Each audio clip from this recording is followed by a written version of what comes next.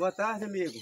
Boa tarde, meu amigo. Ô, meu amigo, não tá tendo nenhum emprego aí pra eu fazer, não? Eu não tô tendo nada pra ninguém fazer nada aqui. Você tá vendo a pena de mim aqui, não tá tendo nada Meu pra amigo, ninguém. minha mulher tá com 7 dias de barriga sem comer. E eu vou fazer o quê? Ô, meu amigo, me arranja um emprego aí. Eu não posso fazer nada, o senhor tá vendo aí que tá tudo parado aí. Ó. Ô, meu amigo, mas me ajuda, não tem nada Mas pra fazer. e eu posso fazer o quê?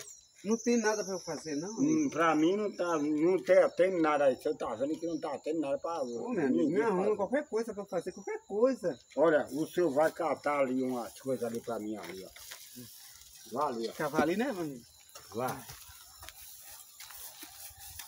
Vai lá. Ô, meu amigo, obrigado por esse emprego que o senhor me deu, viu? Vai lá, vai lá. Precisa muita coisa, não.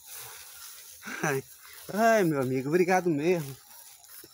Obrigado, meu amigo. Muito bem. Ô, meu amigo, o senhor vai falar... Me dê aí. A mulher tava 7 dias sem comer, meu amigo. 7 dias sem comer.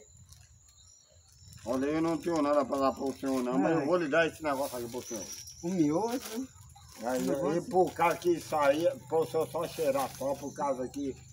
Não, isso aqui é para mim cheirar, por causa que isso aí é para o senhor Mas, cheirar. meu amigo, só isso aqui, trabalhei tanto. Não, por causa que eu lhe falei o quê? Que eu não tinha trabalho. Então, é só para o senhor cheirar. Obrigado, meu amigo, obrigado. Então, o senhor vai embora, então. E não venha para cá atrás de trabalho mais, não.